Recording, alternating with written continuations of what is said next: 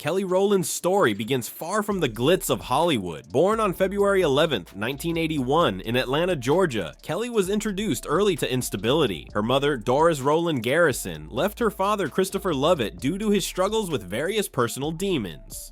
Seeking a fresh start, Doris moved Kelly to Houston, Texas. It was there that Kelly's life began to change. She forged a close bond with Beyoncé Knowles, a friendship that would evolve into something legendary. Kelly even moved in with Beyoncé's family and came to see Tina Knowles as a second mother. Music became her safe space, a passion that would guide her through unimaginable highs and harrowing lows. In the early 1990s, Kelly joined a girl group called Girls Time. Despite their initial defeat on the TV talent show Star Search and a series of rejections, Destiny had other plans. When Matthew Knowles, Beyoncé's father, took over as their manager, everything shifted. Under his guidance, the group was renamed Destiny's Child and signed with Columbia Records. Their first single was featured on the Men in Black soundtrack, but it wasn't until hits like No, No, No and their sophomore album, The Writing's on the Wall, that Destiny's Child rocketed to global stardom. With chart-topping anthems like Bills, Bills, Bills, and Say My Name, the group became a cultural phenomenon, but success came at a cost. The group's lineup changed multiple times, and tensions flared behind the scenes. Despite the shakeups, Destiny's Child endured, solidifying their legacy. After the group disbanded, Kelly ventured into solo stardom. Her collaboration with rapper Nelly on Dilemma became a defining moment in her career, earning her international recognition. Kelly explored music, acting, and even judging reality competitions, constantly reinventing herself in an industry that often favored one particular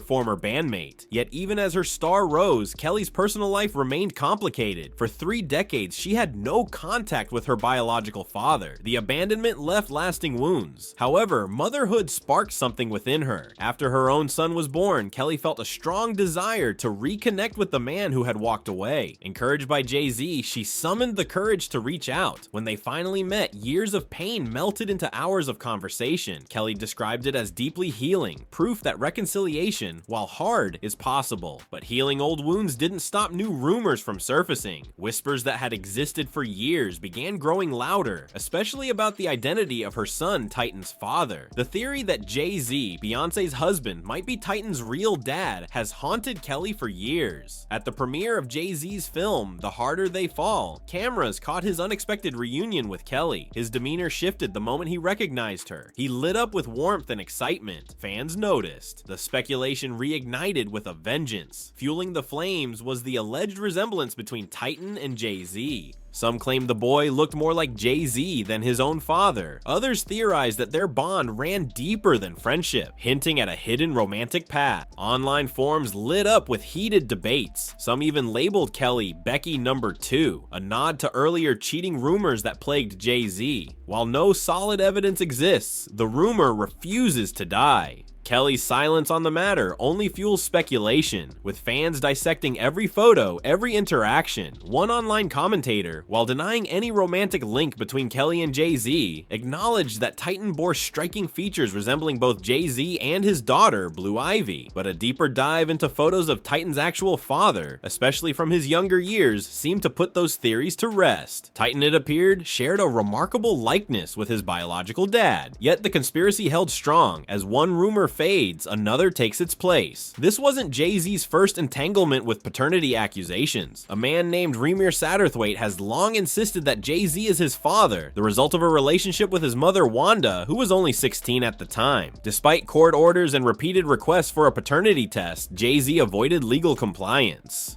For more than a decade, the battle dragged on, with Jay-Z's legal team asserting that the New Jersey courts had no jurisdiction. Remir and his godmother, Dr. Lily Colley, maintained that Jay-Z used his power and influence to bury the case. They alleged corruption, claiming the rapper's legal team placed false liens on their home and financially crushed them into silence. At one point, they filed a lawsuit not just against Jay-Z, but against the very judges who handled the case. The implications were explosive, allegations that one of the most most powerful men in music had manipulated the justice system to dodge accountability. Wanda, Ramir's mother, died never knowing the truth. She had always claimed her relationship with Jay-Z, then known as Rock, had began in Philadelphia before he took her to Brooklyn. Shortly after, she became pregnant, though another man was listed on the birth certificate. A DNA test later proved he wasn't the father. Still, Jay-Z refused to engage. Many believe that Wanda's premature death was surrounded by suspicious circumstances, though no direct connection to Jay-Z has been proven. As for Kelly, her own truth took center stage when she released the soul-bearing track Dirty Laundry from her album Talk a Good Game. The song peeled back layers of trauma and pain. In it, she revealed a history of domestic abuse and the emotional toll it took on her.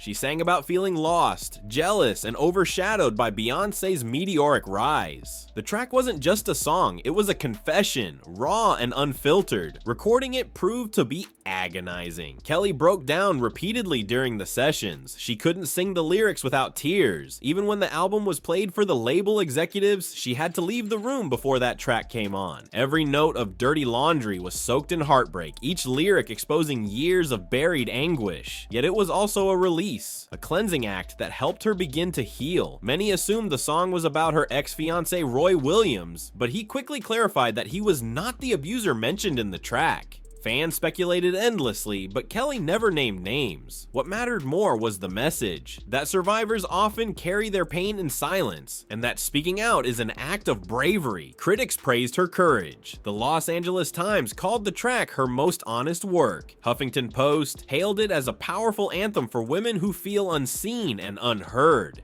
Essence hoped it would inspire others to leave toxic relationships. MTV and Pitchfork commended Kelly for showing strength through vulnerability, turning her pain into empowerment. But not all responses were positive. Some fans felt uncomfortable with the rawness of the lyrics. Others criticized her for airing personal issues so publicly. Despite the backlash, Dirty Laundry forced conversations that were long overdue about abuse, insecurity, and the price of fame. Further disturbing revelations came in 2019 when Matthew Knowles claimed that Kelly and Beyoncé were harassed by members of the R&B group Jagged Edge during a tour in the early 2000s. The girls were minors, just 16 at the time, while the men were in their 20s. Matthew said that after receiving a phone call from the girls, he kicked the two men off the tour bus. Neither Destiny's Child nor Jagged Edge has publicly addressed the allegations. Still, the claim cast another dark shadow over the group's formative years. That same year, Beyoncé addressed another long-standing rumor. Fans had speculated that Kelly appeared high during a 2001 interview. Beyoncé finally set the record straight, explaining that they had been working non-stop for 16 hours and were simply exhausted, not intoxicated. Controversy returned to Kelly in more recent years when she left a supportive comment on Chris Brown's Instagram. She had no idea about the backlash that would follow. Brown had just released a song containing lyrics widely criticized as colorist, and Kelly's compliment was interpreted as support for his problematic message. She quickly clarified that she had not heard the song's lyrics at the time and was merely congratulating a fellow artist from Australia where she was touring.